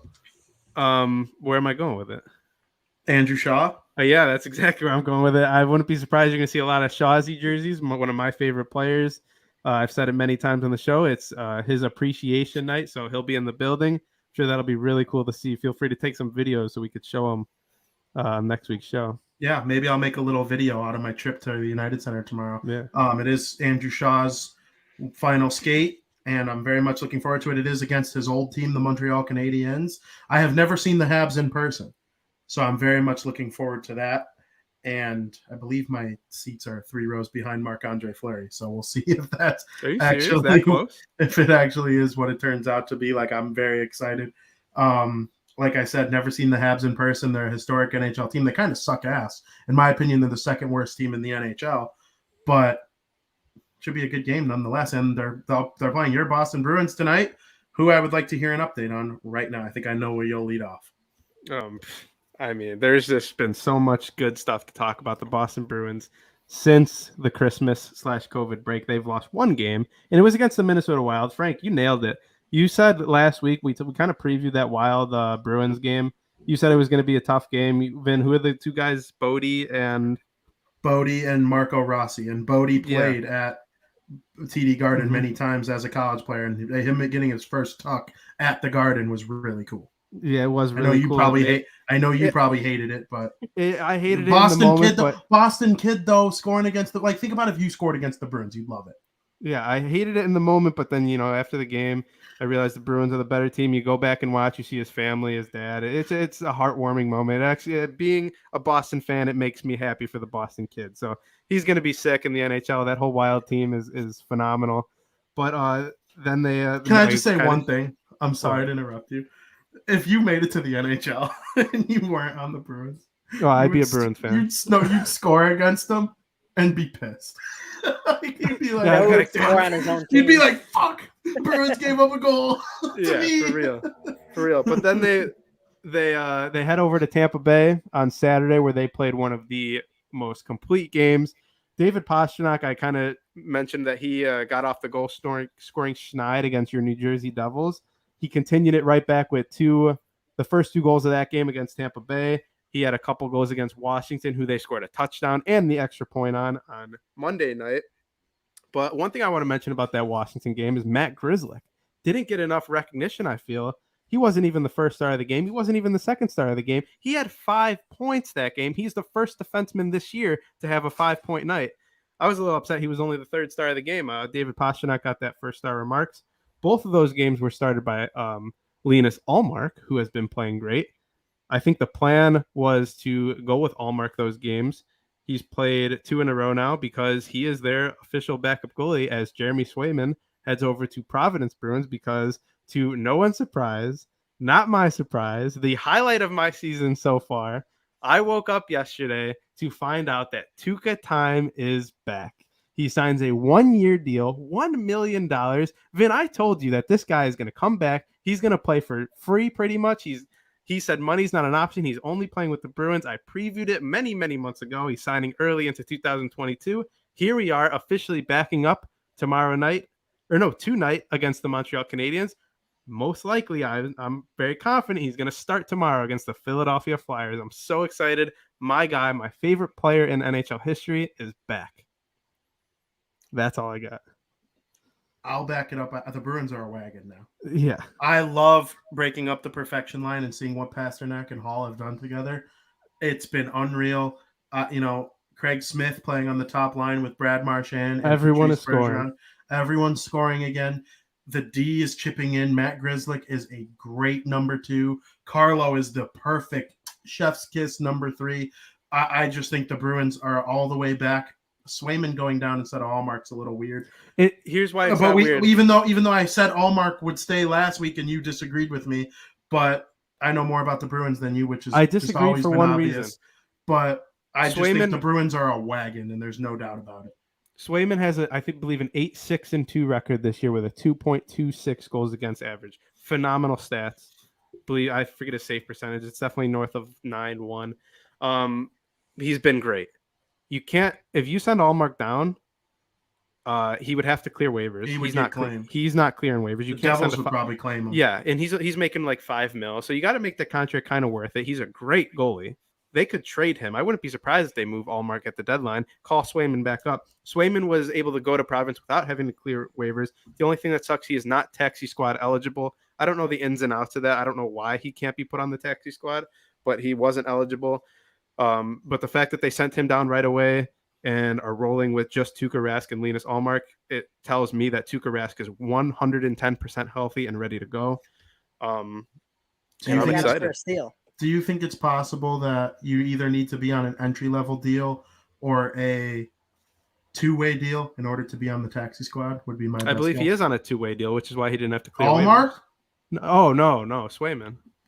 Oh, you're saying Swayman's not taxi squad eligible? Yeah, that's why he got sent down, because he didn't have to clear waivers. Oh, I can't explain why he would still be on the team. If he would have had to clear waivers, he would still be on the team, because I believe I truthfully believe 31 teams would try to put in a claim for Jeremy Swayman. He is the Bruins just go to the Coyotes. He is the Bruins' number one goalie in the future. Yeah, he would probably just get claimed by the Coyotes. It wouldn't even get to the second one. Yeah, he is, I believe, 23 years old. Frankie's your age.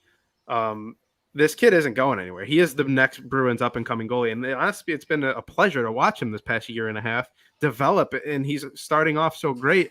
This is just the start of Jeremy Swayman. I'm all in on that. And I don't know if you saw the Capitals game. I forgot to mention this. Brad Marchand is an absolute warrior. This dude he is bleeding. Almost worse. I've never seen a player with that bad of a cut. He has two cuts right here. He's got the bridge of your nose could bleed rather easily if you get a cut. Yeah, and it happened with 5 minutes left in the first period. He takes a nasty high stick. No ill intent, nothing dirty about it. The guy got double minor. Put the Bruins on a 5-on-3. Brad Marchand missed the beginning of the 5-on-3 as they're trying to get the blood to stop, but he ain't leaving. He's not leaving that ice surface until that period ends. He gets out there as he's dripping blood. You can literally see blood dripping. Gets on the power play, has a sick pass to Pastrnak, who gets the first goal. Mind you, they're down 2-0. And then Brad Marchand ties the game late in the first period as he's dripping blood, goes and gets stitched up in the intermission, doesn't miss a single shift the rest of the game. Come to find out, he's got a broken nose and 5 to 6 stitches in his nose right now. He is playing tonight. What an absolute animal. That team needs him. He knows it. I know it. Bruins are a wagon. I couldn't agree with you more. Joe, I got a question for you. I got an answer. Do you think the capital curse is finally over? Oh, the capital curse. The capital curse. It's not a capital curse. It's a Braden Holtby curse. There is no capital curse. It was Braden Holtby's fault the Bruins weren't able to beat the Capitals since 2014. There was one year Braden Holtby didn't give up a single goal in 3 games to the Boston Bruins. He literally shut them out all 3 times. It was literally a 6-year stretch where the Bruins couldn't beat the Capitals. Braden Holtby was lights out for some reason every single game. I don't even want to play Dallas this year because I'm worried Braden Holtby is going to ruin my day. I'm still scared of Braden Holtby when it comes to him versus the Bruins. I'm not scared of the Washington Capitals. I wasn't last year when they met them in the playoffs and beat them in 5. No, I'm not scared of the Washington Capitals anymore. There you have it. That's the Boston Bruins. The New Jersey Devils haven't played in a couple of days. They had some games canceled. They have another long COVID list. They're scheduled to play tomorrow night. Blackwood on IR. It's going to be Gillies in net for the Devils. Jack Hughes and Nico Hischier are so awesome. I mean, Jack Hughes especially, but they're up and coming. I'm not as down on them as I was 3 or 4 weeks ago. They are very good. And I can't wait to, see what they do going forward. I really don't have much on them because it's been a while since they played. They started winning some games, but they're still a little inconsistent. Dawson Mercer's been starting to really get hot again, and Dougie Hamilton's been out with a fractured thing, but Nico Hischier escaped a significant injury. They thought the foot was broke, had a chance to be broken. He flew back to New Jersey. The results of the x-rays were negative. It's just a bad bruise. It's just a matter of how much pain does he want to play through. And then they get this COVID thing, and all of a sudden he's got a couple free days off that he would not otherwise have had. They should be playing against the New York Islanders tomorrow. I'm very excited to catch it and see what goes on there. And at the same time, I will be at the Chicago Blackhawks game against the Montreal Canadiens. So with these 3 teams, I'm having a lot of fun watching them. The Devils are not a wagon yet, but they should be in short order. I'm optimistic. I'm getting optimistic again about the Devils because of how good I've seen Hischier and Hughes be in the last, 3 weeks or so since Christmas. I mean, Jack Hughes is over point per game, and we could be talking about a 100-point guy when he plays a full season. Like, he's very good. So excited about the Devils. Can't wait for them to come back. I miss them. That's my favorite team. And kind of feel like you did with the Bruins a little bit a couple weeks ago, just not having them around. because it's been since last week. Yeah, it's opposite now because the Bruins, looking at their schedule, I'm pretty sure we'll see how they handle that 2 week in February that the Olympics were supposed to take place. We'll see if there's going to be games added to that slot, but there's not going to be much off time for the Boston Bruins anymore, Frank. We can't joke about that anymore. We used to joke like, who are the Bruins? Can't do that anymore because they literally play every other day for the rest of the season.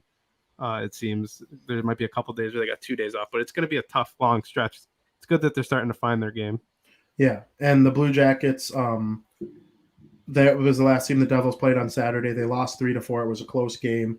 Merzlikins made a sick save on Hischier with like less than a minute left that would have gotten the game tied. It was a great play by the Devils, and they just got robbed, and that cost them the game. They were postponed against the Lightning on Monday. It was their fault. They play the Islanders tomorrow. Montreal and Toronto postponed on Saturday and Monday. That's because they're in Canada. That is not the Devils' fault. So we'll see what happens after tomorrow. They will face the Arizona Coyotes next Wednesday, which should be pretty fun. And then it's smooth treading from there. That Olympic break is coming up. There's only like 7 or 8 games left until it, and we'll see how the teams handle scheduling some makeup games during that pretty much 3-week absence. So that's Frank, what I have on the Devils. Frank, do you know if tomorrow's Blackhawks Canadiens game, is that an originally scheduled game? Yes. I believe it is, yeah. Because the Bruins were actually supposed to be in Montreal tonight. I saw that, and it was scheduled to be. Now it's scheduled in Boston. Yeah, so this game, it's weird because the games are numbered and all that. So tonight's game, Bruins at Montreal, is technically in postponed delay. It's canceled. If you look at the NHL app, it's PPD, Bruins in Montreal. And it got replaced by this game, which is Montreal in Boston, which was supposed to take place March 31st, I believe. So people who had tickets to March 31st Bruins-Habs game are eligible to use those tickets for tonight's game because that's the game that's being played tonight. I thought that was very interesting the way they did that. And that's why they're honoring Willie O'Ree. It is Willie O'Ree night because that was going to happen. I think that was going to happen in March. I don't know. That game got moved to tonight. The game that was supposed to be played tonight got postponed. So Willie O'Ree does get his number 22 retired tonight as well, which is long overdue. You know, an incredible human being. So that'll be interesting to see as well. Shout out to Willie O'Ree, Jackie Robinson of hockey. He broke the color barrier in the NHL. He wasn't an elite player like Jackie Robinson was, but he's freshly in the Hall of Fame as a builder, and few people have impacted the sport of hockey to the degree that Willie O'Ree has. So credit to him. I cannot wait to see that little ceremony for the Bruins. Another number in the rafters forever, number 22. Absolutely. What is something hockey related, Joe, that you are most looking forward to seeing between now and our next show? You know, I feel bad saying it. You guys make fun of me all the time for talking about the Bruins, but I figured it would be something Bruins related. My excitement to see Tuukka Rask in net, I can't even describe it. I have how many Tuukka Rask jerseys do I have? It's my go-to jersey. I got the at least 30. I got a Finland jersey for Christ's sake of Tuukka Rask. He is my guy. Tuukka Rask is my all-time favorite hockey player, and seeing his season debut after being a free agent. Up until now, he's having his off-season surgery. It's going to be amazing for me. So that is my thing hockey-related that I'm most looking forward to, and that's the season debut of Tuukka Rask. Frank? In hockey, I really, really love looking forward to original 6 matchups. So, but besides the Bruins playing Montreal tonight, I'm really looking forward to the Hawks blowing the wheels off of Montreal tomorrow, right after the Bruins destroy them tonight. You know where to find me. I'll be right here watching the game. I cannot wait. And Tuukka Rask, it'll be good to see him back in that. So it's honestly, for us, Frank, it's a sick couple night stretch. Yeah. Original 6 matchup, Bruins, Canadians, Hawks, Canadians. Those are always great games. So I cannot wait. Yeah. For me, I'm very much looking forward, and it's perfect with the whole Willie O'Ree thing. Monday's Martin Luther King Jr. Day. And because most of the masses are off, no, it's Martin Luther King Day. Oh, and there is daytime hockey. The Minnesota Wild play the Colorado Avalanche at 2. The Los Angeles Kings play the San Jose Sharks at 3. The Montreal Canadiens play the Arizona Coyotes at 3. The Chicago Blackhawks play the Seattle Kraken at 4. And I know the 3 of us will be together hanging out on that day, and it'll be awesome to have some hockey to watch in addition to that great football game between the Rams and the Cardinals. I don't think there's a better game for us three to be together for, because even though we had some disagreements on some of our picks, the only one we were adamantly disagreeing with each other was that game. So I'm very much looking forward to watching it with you guys. One of us is going to be wrong, and I can't wait to either experience the high or the low. It's going to be a lot of fun. So what is something not hockey related that you're most looking forward to watching between now and next Wednesday? Could be anything in the world, as long as you have to sit there and watch it on a screen. Joe, I think I know your answer. We might agree. I see. I don't know. I have two. I have two too. I have two as well. I'm gonna go with tonight. Probably. I'm probably gonna end up watching. This is slowly becoming one of my favorite shows. One of my favorite pieces of Star Wars entertainment, and that is Episode 3, The Book of Boba. We'll get a little nerdy here for a second. In Episode 2, it was incredible. The whole storyline, the flashback storyline, Vin, that we were talking about with the Sand People. If you're not watching Book of Boba and you're a Star Wars fan, what are you doing? I'm looking forward to Episode 3 tonight because who knows the direction that this show is going to go. But then I also want to, playoff football is electrifying, especially when it involves the New England Patriots. I've been watching it my whole life. So it's back to finally, watch that again. Bill Belichick, Mac Jones leading the way. That game in Buffalo is going to be awesome on Saturday night. Really quick, but to cap off that Martin Luther King slate of hockey, the Pittsburgh Penguins play the Vegas Golden Knights. We mentioned it a little bit before too. So that's also in the conversation for things hockey related I'm most looking forward to. As far as not hockey, Joe, I couldn't agree with you more. Tonight we probably will together watch episode number 3 of the Book of Boba. Going to get real down and nerdy with you. I'm pretty looking forward to catching what goes on in this episode because the last 2 episodes are very intriguing. I don't really think it's a spoiler to say there are kind of 2 storylines going on at the same time. I don't expect one of them to last much longer. I believe a resolution to it could be on the horizon. So I'm very much looking forward to it. And then, of course, I will give mention to watching my guy. No matter what, it's always there. Tom Brady in the postseason since I'm a little kid.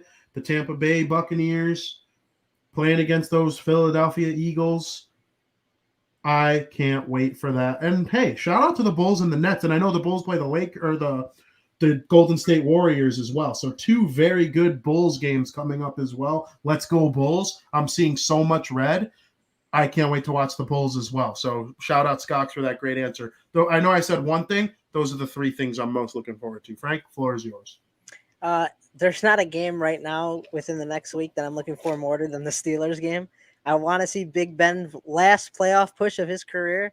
And it'll make it that much sweeter if they could just knock out Patrick Mahomes and the Chiefs. Oh my God. You have no idea. I don't even know if I'll be able to handle myself that day. I'll be at a loss for words. My body will just melt. So. I hope so bad. There you go. I like the picks. So let's get over to everybody's favorite segment of any week in any show. I was like, shit, where's the hat? And of course, that is Breaking Bets.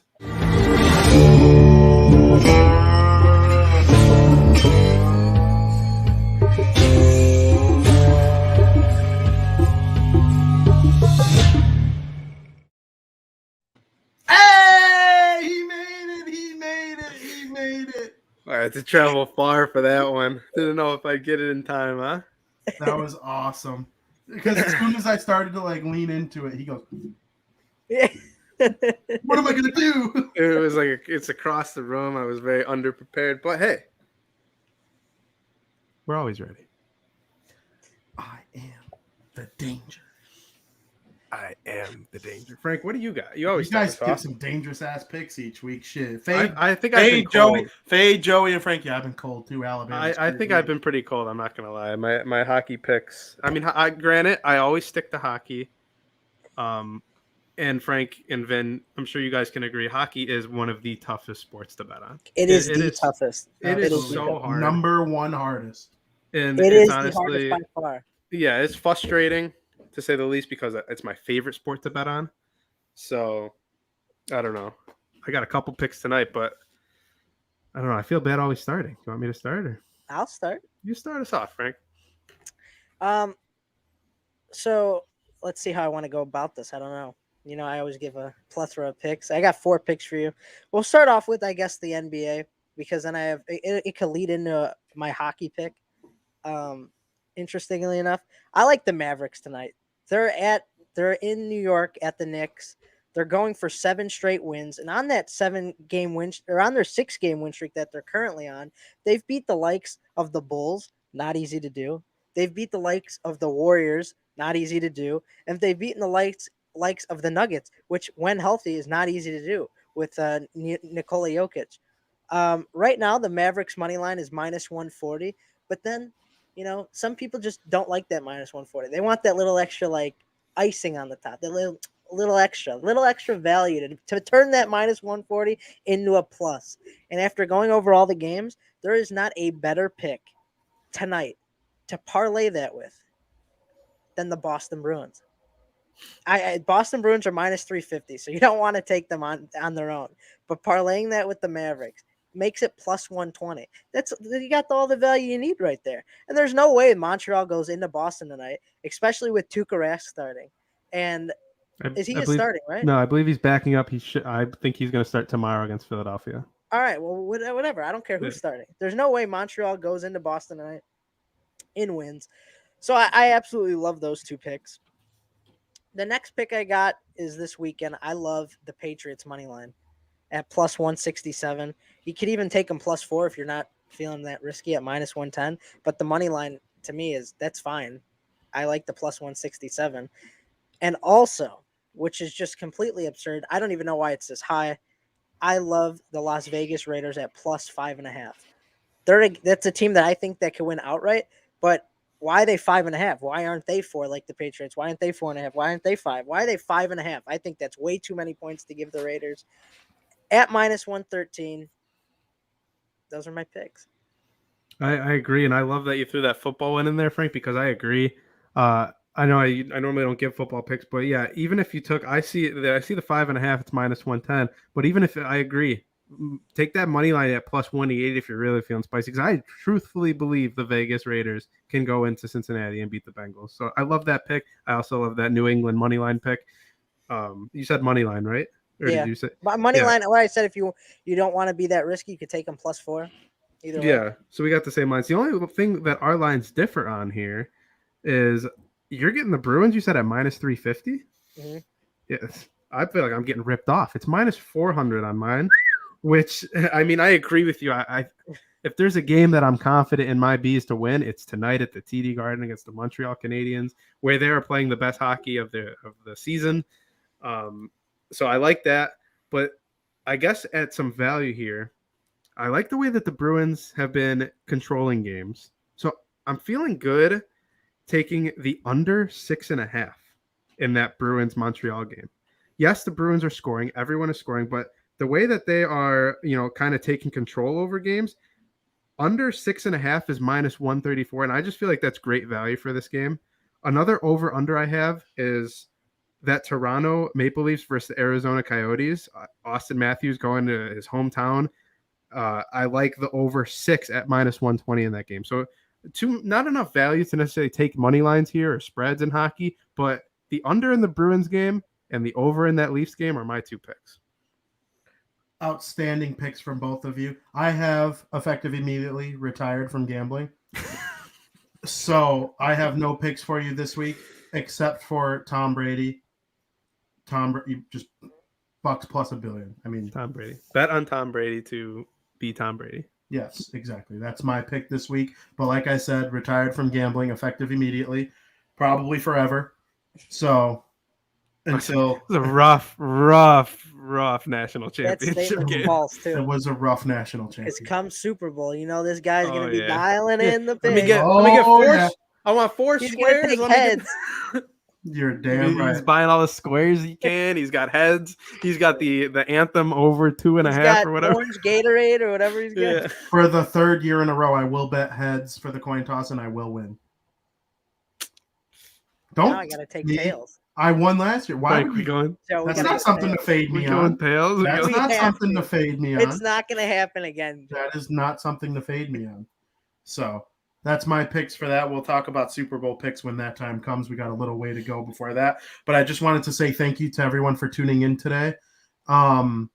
Make sure you're following at the King Bean on Twitter. Make sure you're following at Joey Parisi on Twitter. And make sure you're following at Vinny_Parisi on Twitter for right now, because we're dealing with some serious Twitter issues.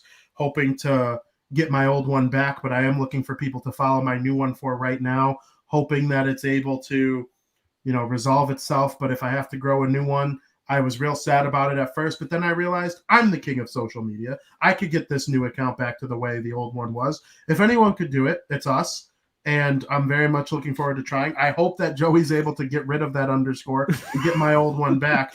But I can confirm that help is on the way, trying to either grow this new one or get the old one back. So, and then another special announcement, special announcement. Coming to Crosstown Crosstalk is the biggest guest that we've ever had in either of these two shows' histories. And we've had some awesome guests.